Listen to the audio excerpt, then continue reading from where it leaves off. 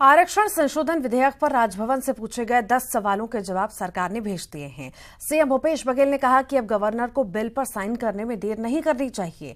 तो वहीं गवर्नर अनुसुईया उइके ने कहा कि जवाब से संतुष्ट होने के बाद ही वो बिल पर साइन करेंगी। आरक्षण संशोधन विधेयक पर राजभवन और सरकार के बीच मची खींचतान के बीच आखिरकार सरकार ने जवाब भेज दिया है। विधानसभा से पास होने के बाद बिल को संवैधानिक मान्यता के लिए राज्यपाल के पास भेजा गया था। इस नए बिल में कुल 76% आरक्षण का प्रावधान है। राज्यपाल अनुसुईया उइके ने बिल पर साइन करने से मना करते हुए कहा कि अगर ये मामला कोर्ट में गया तो सरकार 76% आरक्षण का बचाव कैसे करेगी, वो भी तब जब हाल ही में कोर्ट ने 58% आरक्षण के प्रावधान को अवैधानिक करार दिया था। राजभवन ने इस बिल को लेकर 10 सवालों की लिस्ट सरकार को भेजी थी और जवाब भी मांगा। हालांकि इसे लेकर काफी सियासी हंगामा मचा और कांग्रेस की तरफ से आरोप भी लगाया गया कि बीजेपी के इशारे पर बिल को रोका जा रहा है। हालांकि तमाम वाद विवाद के बीच सरकार ने 10 सवालों के जवाब भेज दिए हैं। सीएम भूपेश बघेल का कहना है कि अब राज्यपाल को बिल पर साइन कर देना चाहिए। राज्यपाल को जवाब भेज दिया गया है। हालांकि संविधान में ऐसी व्यवस्था नहीं है, लेकिन राज्यपाल जी ने विभागों से जानकारी लेनी चाहिए, तो जवाब भी भेज दिया गया है। अब तो उन्हें हस्ताक्षर कर देना चाहिए। उन्होंने जब तक जवाब नहीं मिलेगा तब तक हस्ताक्षर नहीं करूंगे। तो जवाब भेज दिया गया, अब तो हस्ताक्षर हो जाना चाहिए। उधर राज्यपाल का कहना है कि सरकार के जवाब के सभी बिंदुओं की स्टडी की जाएगी और जवाब से संतुष्ट होने के बाद ही साइन किए जाएंगे। अब मैं देखूंगी, क्योंकि आज छुट्टी पड़ गई, मेरे पास तो आया नहीं।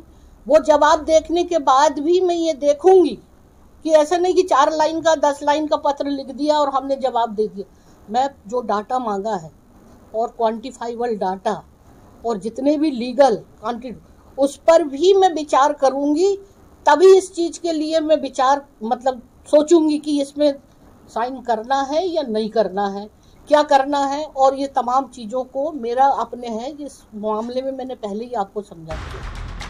9 सितंबर 2022 को छत्तीसगढ़ हाईकोर्ट ने राज्य के शैक्षणिक संस्थानों और सरकारी नौकरियों में 58% आरक्षण को असंवैधानिक करार दिया था। पीठ ने कहा था कि आरक्षण की सीमा को 50% से अधिक नहीं बढ़ाया जा सकता।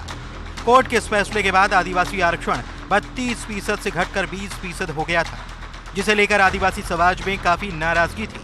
अब संशोधित बिल में आदिवासियों को फिर 32% आरक्षण दिया गया है, लेकिन साथ ही ओबीसी आरक्षण को भी 14 से बढ़ाकर 27% कर दिया गया है और कुल आरक्षण 76% तक पहुंच चुका है। Bureau report, news 18, Raipur. Rewa मारपीट मामले पर सीएम शिवराज सख्त हो गए हैं। सीएम शिवराज सिंह चौहान का ट्वीट सामने आया।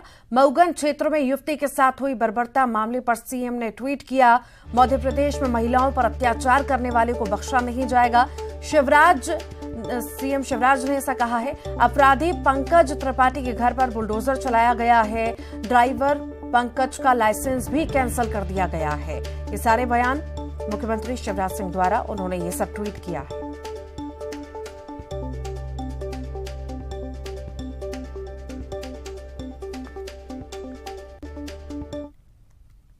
पुरानी पेंशन व्यवस्था की बहाली की मांग एमपी में जोर पकड़ने लगी है। भोपाल में कर्मचारियों ने इसे लेकर प्रदर्शन किया, तो वहीं कांग्रेस ने सत्ता में आने पर पुरानी पेंशन की बहाली का वादा किया।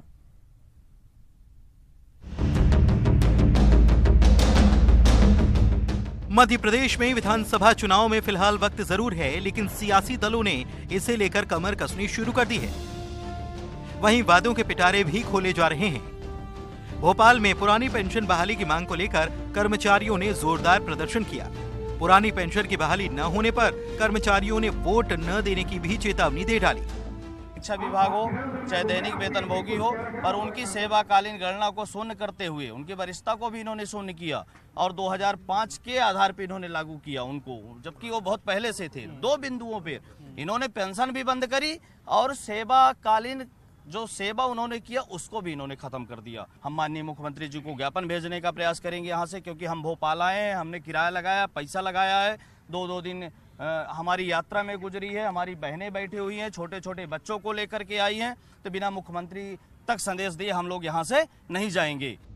कर्मचारियों के प्रदर्शन को कांग्रेस का भी साथ मिला। पूर्व मंत्री पीसी शर्मा ने सत्ता में आते ही पुरानी पेंशन बहाली का वादा कर दिया। कांग्रेस पार्टी हम लोग इनके साथ हैं और जैसा कमलनाथ जी ने भी घोषणा की है कि हमारे घोषणा पत्र में रहेगा और सरकार 2023 बनेगी तो ओल्ड पेंशन लागू की जाएगी। दरअसल छत्तीसगढ़ में पुरानी पेंशन व्यवस्था को कांग्रेस सरकार ने लागू किया है। इसके बाद से एमपी में कर्मचारी संगठन इसकी लगातार मांग कर रहे हैं।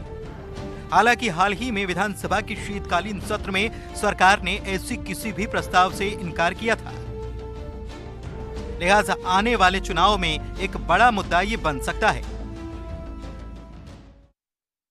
दमोह में करीब 250 लोगों ने ईसाई धर्म छोड़कर सनातन धर्म में वापसी की है। लोगों के पवित्रीकरण के लिए पूजा पाठ और अनुष्ठान का आयोजन किया गया। क्रिसमस के दिन बागेश्वर धाम के पंडित धीरेन्द्र शास्त्री के सामने इन लोगों ने हिंदू धर्म को अपनाया।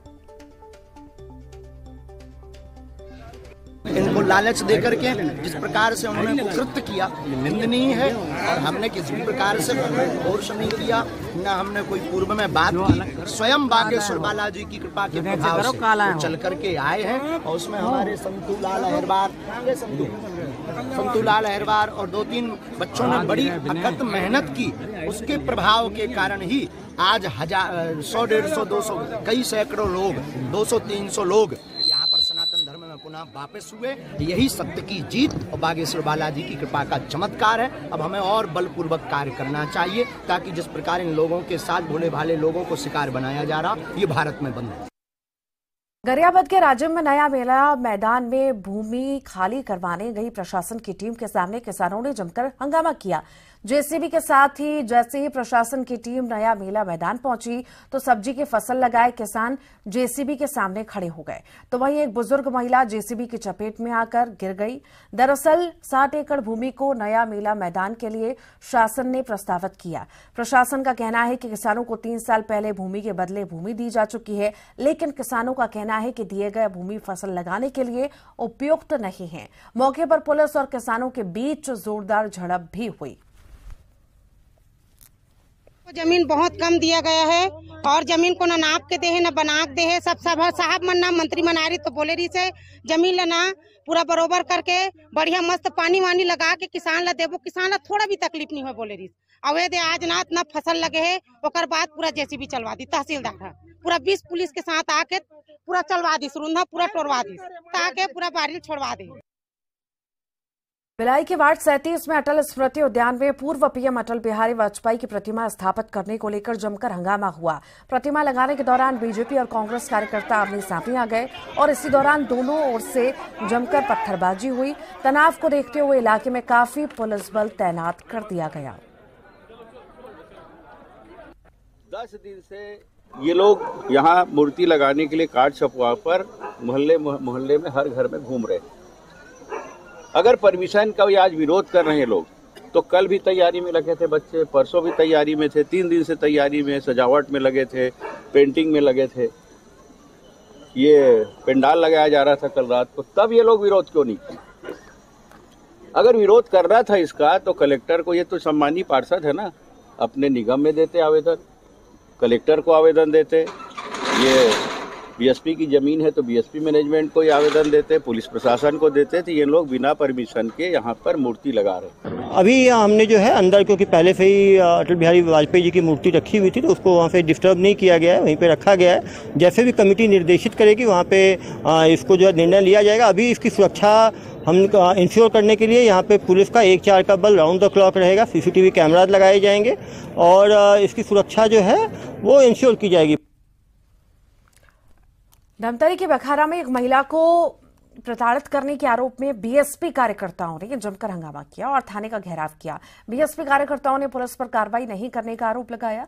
दरअसल मामला गुजरा गांव का है, जहां एक महिला को गांव के कुछ दबंगों ने जादू टोने के शक में प्रताड़ित किया। इसकी शिकायत महिला ने 1 महीने पहले पुलिस से की थी।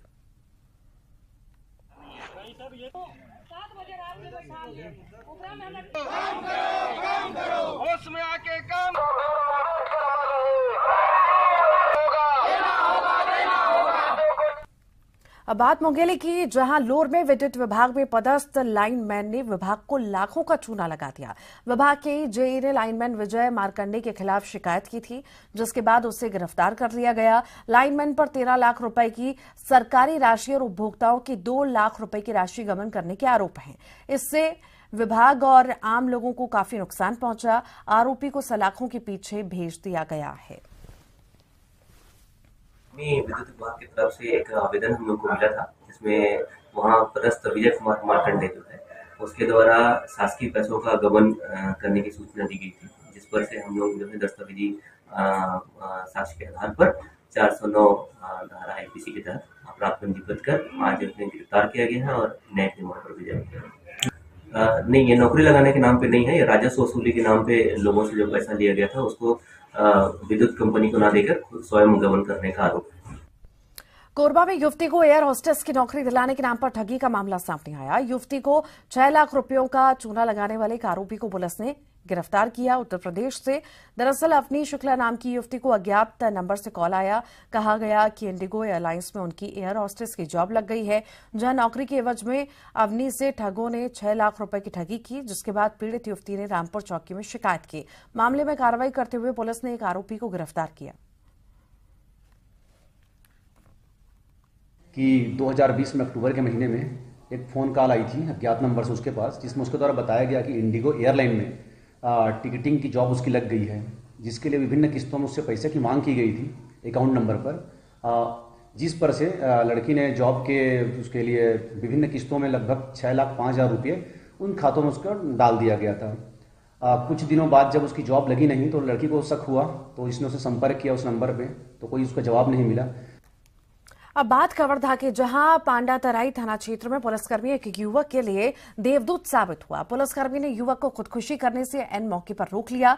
युवक पेड़ से फंदा लटकाकर फांसी लगाने ही वाला था। पुलिसकर्मी ने उसकी जान बचा ली।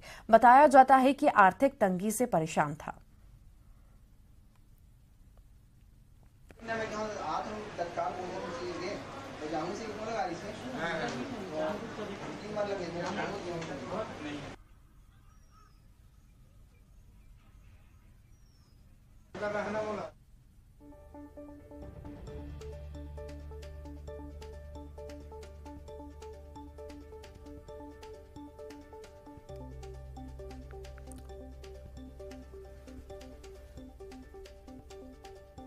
तो पुलिसकर्मी ने युवक की जान बचाई है। ये बड़ी खबर इस वक्त आपको बता रहे हैं कवर्धा से, जहां पर पांडातराई थाना क्षेत्र में पुलिसकर्मी एक युवक के लिए देवदूत साबित हुआ। पुलिसकर्मी ने युवक को खुदकुशी करने से एन मौके पर रोक लिया। युवक पेड़ से फंदा लटकाकर फांसी लगाने ही वाला था कि पुलिसकर्मी ने उसकी जान बचा ली। बताया जा रहा है कि आर्थिक तंगी से युवक परेशान था।